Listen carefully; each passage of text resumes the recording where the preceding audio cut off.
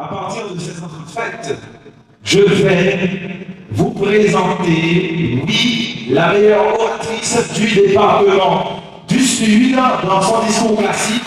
Il s'agit de Marie-Lisiane Erika Alexis. Un tonnerre d'applaudissements pour elle. Vous l'applaudissez, vous l'applaudissez, vous l'applaudissez, jusqu'à ce qu'elle arrive.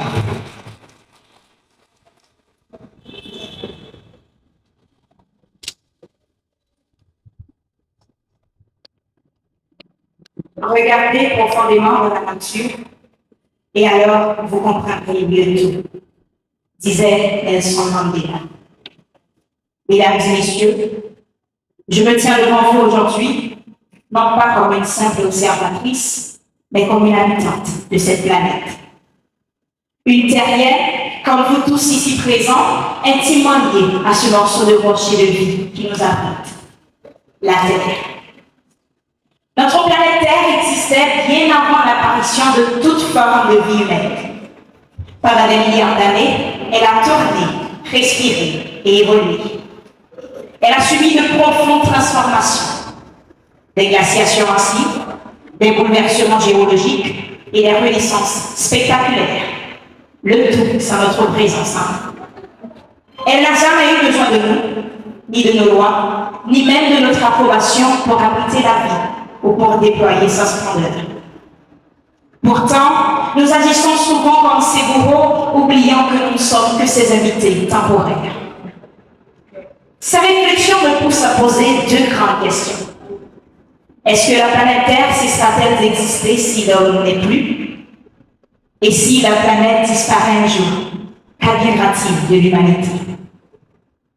Pour répondre à ces deux interrogations, nous allons développer deux grands points essentiels.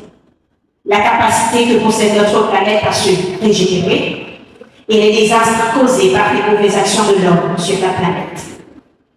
Cher public, contrairement à ce que nous pensons souvent, notre planète possède une extraordinaire capacité d'autorégénération.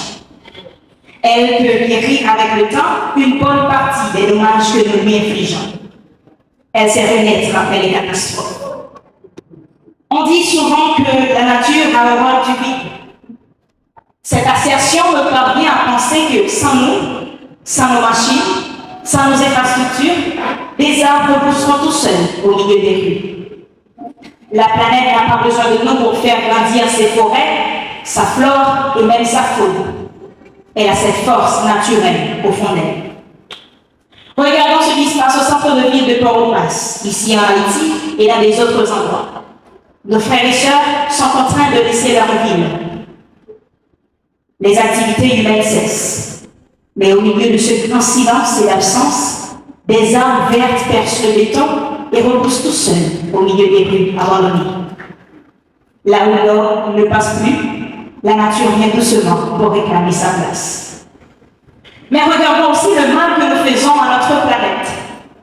Trop souvent, l'homme agit comme un agent destructeur.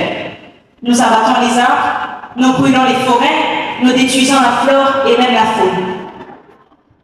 Aujourd'hui, une chose est plus claire que jamais. La planète n'a pas besoin de nous, mais c'est nous qui avons besoin d'elle. Nous jetons des déchets, nous polluons l'air que nous respirons, nous polluons les mers et les rivières. L'équilibre entre l'homme et la nature est aujourd'hui brisé. Nous détruisons les écosystèmes et la biodiversité, cela même qui conditionne notre vie sur Terre. Mais regardons avec honnêteté et objectivité. L'homme ne peut rien sans la Terre. Certains pensent que l'homme est suffisamment fort qu'il pourra un jour quitter la Terre, mais réfléchissons un instant. Pour aller vivre ailleurs, nous serons contraints d'apporter avec nous l'oxygène de la Terre, l'eau de la Terre, des matériels technologiques fabriqués avec les ressources de la Terre et même les connaissances acquises sur la Terre. Je vous le dis en vérité. Et regardons aujourd'hui notre quotidien avec honnêteté et objectivité. Tout ce qui nous maintient en vie vient de la planète. L'eau qui étanche notre soif, la nourriture que nous mettons chaque jour dans nos assiettes, l'air que nous respirons. Tout cela est un cadeau gratuit de la Terre. Pourtant, de nos jours, l'homme fait plus de je pouvais délimiter ma voix aujourd'hui, je pouvais m'adresser au monde entier pour dire que le temps des excuses est sur le point de finir. La Terre, elle, a déjà survécu à d'innombrables catastrophes. En polluant, en détruisant, ce n'est pas la planète que nous tuerons en premier. La Terre, elle, a déjà survécu à des cyclones, des impacts astéroïdes, des éruptions volcaniques. Mais arrêtons de maltraiter ce sol qui nous nourrit, cette terre qui nous fait vivre et cet oxygène qui nous fait respirer. Je terminerai ainsi par ces mots. La planète n'a absolument pas besoin de nous, mais c'est nous qui avons besoin d'elle.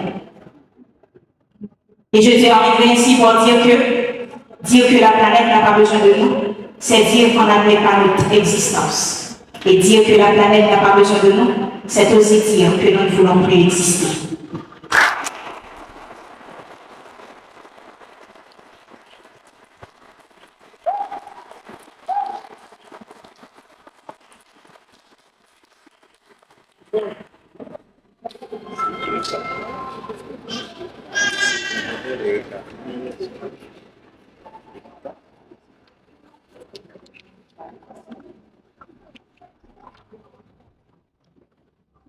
Félicitations, mademoiselle Alexis, pour ton discours.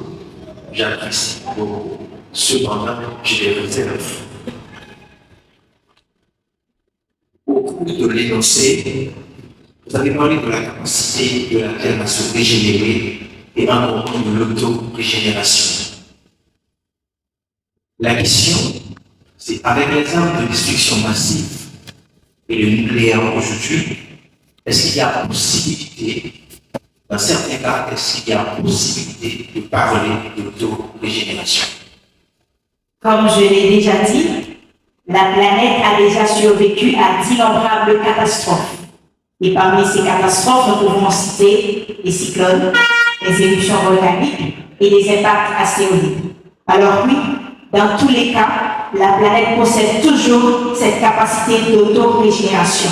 Si un jour, l'homme n'est plus, la planète, même si nous causons des actes malhonnêtes, après, encore et encore, et avec le temps, la planète se réparera tout seul.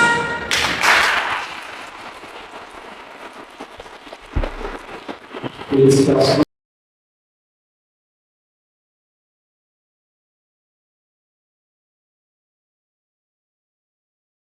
Où sont passés ceux qui nous disaient de faire la queue? Empilé, Michael Jackson a empilé.